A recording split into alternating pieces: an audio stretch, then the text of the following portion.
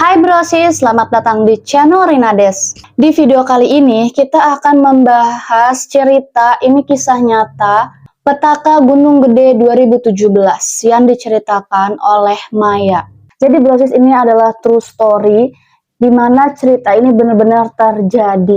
So, kita mulai aja ceritanya ya. Jadi cerita ini bermula dari Maya dan temennya Ita ini naik ke Gunung Gede. Mereka itu banyak kan ya, bukan cuma berdua aja. Nah, temannya Maya ini yang bernama Ita naik dalam keadaan head. Nah, dari base camp sebenarnya Ita ini udah diincer sama genderuwo dan ibu-ibu nasi uduk. Jadi Ita naik gunung bawa CD yang masih berdarah dan belum sempat dicuci. Di base camp gara-gara udah diincar sama genderuwo. Di gunung Ita ini udah dikasih peringatan jangan naik. Dia ini diperingati sama nenek-nenek. Tetap aja Ita ini maksa untuk naik. Selain nenek-nenek, dia juga diperingati oleh kakek-kakek. Dan Ita mulai diikuti sama anak kecil yang kakinya hampir putus. Ita ini tetap gak mau turun, tetap pengen maksa naik ke atas. Sambil sesekali kesurupan. Dan ketika sampai di telaga, Ita ngebuang sesuatu di telaga. Terus habis itu balik lagi dan kesurupan lagi. Terus Maya ini ngeliat ada cewek cantik pakai mahkota tapi telanjang. Habis itu si cewek yang pakai mahkota dan telanjang itu tuh dicekek sama kakek-kakek dan nyuruh mereka pergi. Mereka terus mendaki sampai akhirnya mereka sampai di camp. Itu terus kesurupan, bener-bener kesurupannya parah banget, semakin parah. Dan malam-malam Ita ini mengalami pendarahan yang sangat hebat. Dan ada yang nolongin nih sekelompok bapak-bapak yang aneh.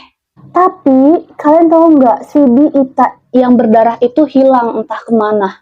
Dan hari berikutnya mereka siap-siap turun, Ita berdoa. Dan ngelihat perempuan pakai baju putih tapi badannya transparan.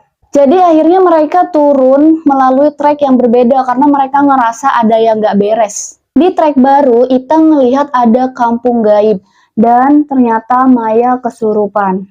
Maya ini ngelihat cewek-cewek yang badannya transparan dan diperingatkan bahwa katanya yang ditinggalkan harus diambil. Dan tim ngerasa ada yang aneh nih dari jumlah personil yang ada. Akhirnya mereka pulang ke rumahnya masing-masing.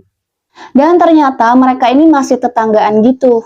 Mereka nyampe rumah, orang tua mereka itu tuh udah ketemu duluan nih sama kejadian mereka. Jadi kayak ada yang udah duluan pulang, padahal itu bukan mereka. Mirip banget sama anak-anak mereka, tapi kelakuannya bener-bener aneh. Pas udah beneran nyampe rumah, ortu mereka baru sadar kalau yang di dalam itu bukan anaknya yang asli. Oh my god, aku gak bisa ngebayangin sih, merinding banget. Dan Mama Ita bilang kalau Ita ini nggak kayak anaknya. Terus tiba-tiba Mama Ita nelpon Maya karena Ita kesurupan. Dan ortunya Ita ini manggil orang pintar. Dan ortunya Ita mengundang Pak Modin. Setelah itu Pak Modin ini ngomongnya provokatif. Jadi dia ngomong kayak gini. Nggak ada setan yang bisa ngebunuh manusia. Dan akhirnya si setannya itu ke-trigger dong. Kuku jarinya Ita itu dipotekin satu-satu. Akhirnya langsung dibawa ke rumah sakit hari itu juga. Selama di mobil ambulans, Ita terus ngamuk sampai nyabut selang infusannya dia sendiri. Akhirnya teman-temannya Ita semuanya disidang sama bapaknya dan bapaknya Ita ngamuk-ngamuk. Ita tetap kesurupan sampai dia nggak mempan buat dibius. Dan akhirnya Ita dapat perawatan. Bapaknya tetap berusaha untuk manggil gurunya, tetap nggak mempan juga, manggil 7 kiai dan jawabannya itu kayak gini. Yang diambil harus dibalikin. Kok beda ya sama yang pas Maya kesurupan itu yang bilang yang ditinggalkan harus diambil. Bener nggak?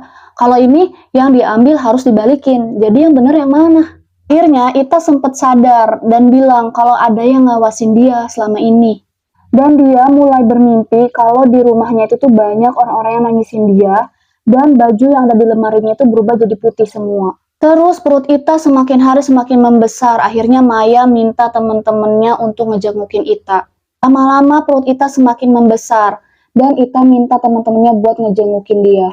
Setelah beberapa hari, Ita ke rumah Maya ngembaliin baju yang dia pinjem dari Maya. Sama Maya dikasihin ke dia. Dan ketika malam hari, abangnya Maya panik, minta Maya ke RS. Kalian tahu nggak? Ternyata yang balikin baju ke Maya itu sebenarnya bukan Ita, karena Ita masih di RS. Dan akhirnya Ita sakaratul maut dan meninggal dunia. Mama Ita terpukul sampai depresi. Pas Ita dimakamin, datang laki-laki yang pakai ojek. Ngeliatin rumah Ita sambil kelihatan kayak marah banget.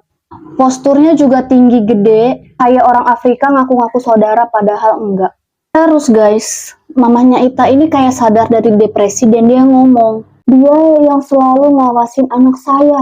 Orang itu senyum terus pergi gitu aja. Terus Ita dimakamkan dan ibunya tidak mau kooperatif. Ibunya Ita sampai masuk ke liang lahat dan pingsan.